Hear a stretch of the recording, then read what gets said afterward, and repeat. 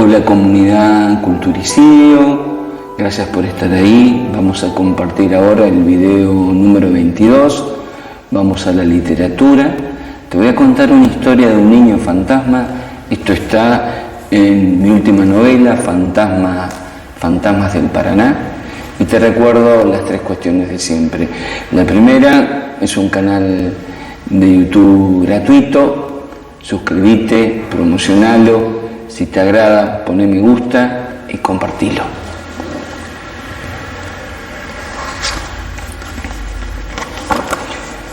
No sea modesta, Silvia. Usted no solo está armando el rompecabezas de lo que pasó en esa isla, la isla Santa Rosa, sino que descubrió lo que ni yo ni todo el equipo de la revista pudimos entender. Por favor, qué ciego estuve. Qué ciego, disculpe, me hace mal recordar. Si tomo esta pastilla cada 8 horas, Silvia, sí, es precisamente por eso. Primero me dijeron que estaba estresado, que era lógico por lo que había vivido con Ramírez en medio del río.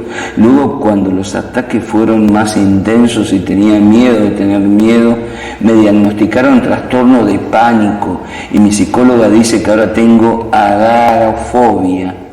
Espero que pronto me den de alta y pueda volver a trabajar. Ya no soporto más estar encerrado entre el sanatorio y mi departamento. Cuando no quería ver a nadie, bueno, vaya y pase, pero ahora que me está pesando estar todo el tiempo solo. ¿Sabes lo que pienso, Silvia? Que esta es mi pandemia privada. El virus que te metió tu padre, diría mi vieja si todavía viviera. Pienso en ella estos días y sobre todo pienso en mi viejo, Silvia. Todavía no le hablé de él, ¿verdad? Sí, poquito, es cierto. Claro, le dije lo de sus obsesiones, como decía mi mamá. Ahora siento que tengo que hablar de él. Es importante, ¿sabe? Porque sus obsesiones tienen una conexión decisiva con lo que me pasó en la isla. Nunca le conté que ya había estado en la isla Santa Rosa, ¿verdad? Bueno, lo que pasa es que le juro que yo mismo lo había olvidado, porque fue hace mucho, yo tenía 5 años.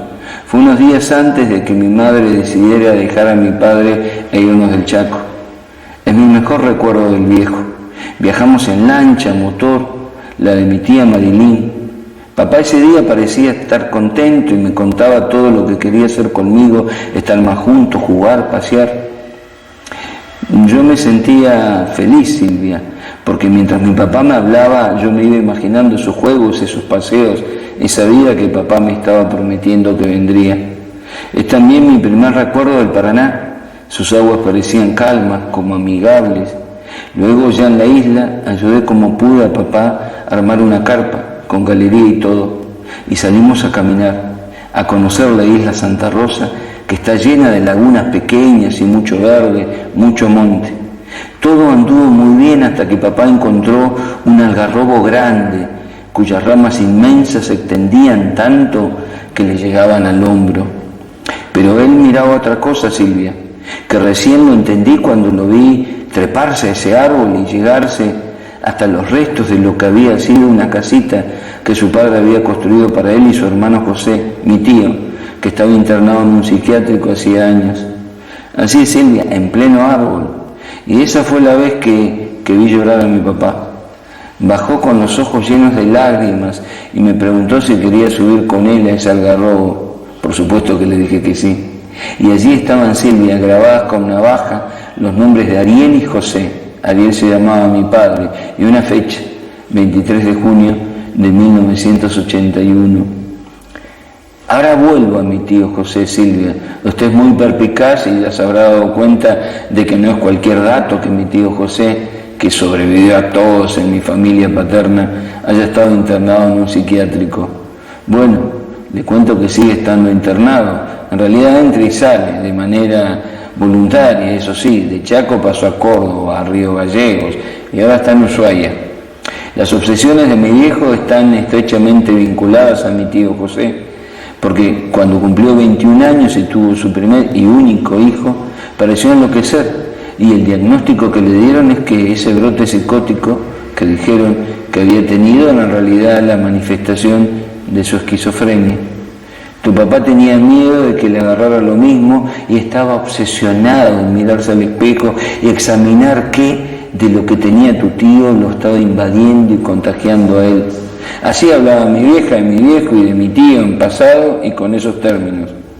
Y lo que me decía era cierto, pero esa no era toda la verdad, porque lo que yo descubrí en mi regreso al Chaco, gracias a mi tía Marilín, una tardecita que mateábamos en su patio, es que lo que les pasó a mi tío y a mi papá el primer día de las inundaciones de 1989, el primer día de las inundaciones de 1982, fue el origen de la tragedia que les jodió la vida para siempre.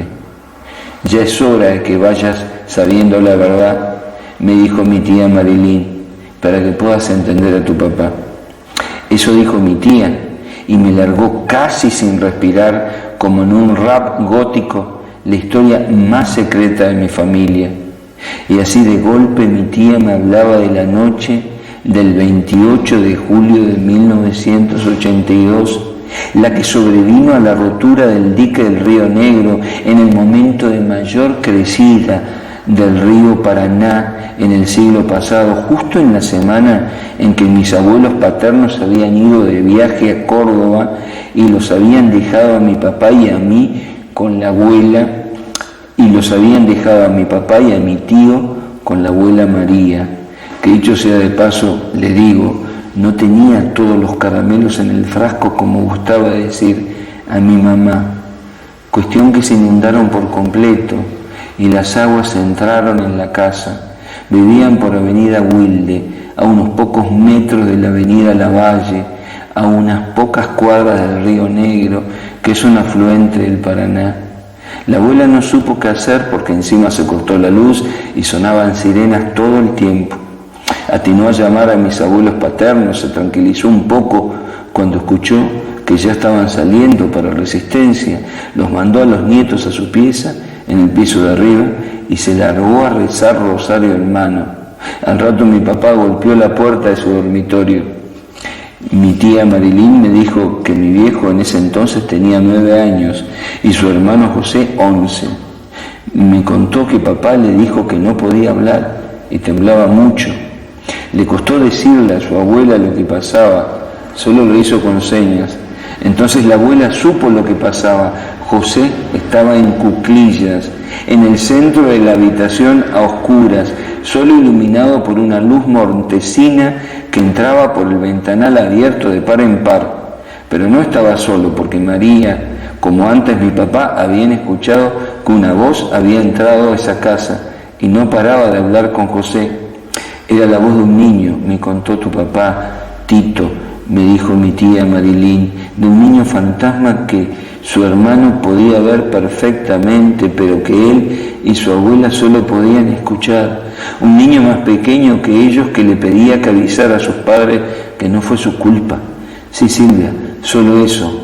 O solo eso pudo retener o quiso contar José, porque lo que mi papá y la abuela alcanzaron a escuchar fueron recuerdos de ese niño, sufrimientos de ese niño que parecía que había sido secuestrado y abusado por un hombre que luego lo ahogó en el Paraná, y una canción, Silvia, muy extraña, con la melodía de una canción de cuna, pero con una letra macabra. Ese fue el origen de las obsesiones de mi padre, Silvia. Primero estuvo pendiente del desbarranque mental de su hermano.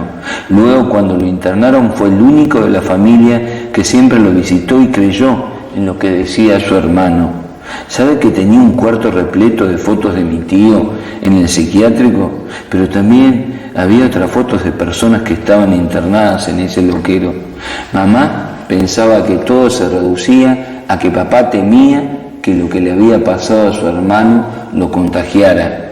Mi tía Marilín, en cambio, me decía que José nunca había podido encontrar a los padres de ese niño fantasma, pero corroboró su historia y logró hallar a su hermana mayor en el mismo psiquiátrico en el que él terminaría. Nunca le quiso decir a mi padre lo que habló con ella. Cuestión que cuando mi tío fue internado, mi papá empezó a escuchar la voz de ese niño fantasma. Cuando no pudo más, le contó todo a mi mamá, Y entonces mi vieja decidió que lo mejor era que nos fuéramos del Chaco, porque según papá, Silvia, esa voz le decía que me cuidara a mí, que podía estar en peligro. Y usted ya se imagina, mi mamá escuchó eso y dijo, basta, ya está, me lo llevo y te dejo. Es lo mejor, eso es lo mejor para todos. Eso me dijo mi tía Marilyn, que fue toda la respuesta que le dio mi padre. Tenía 27 y desde los 9 años la voz de un niño fantasma le había puesto una bomba de tiempo en su corazón.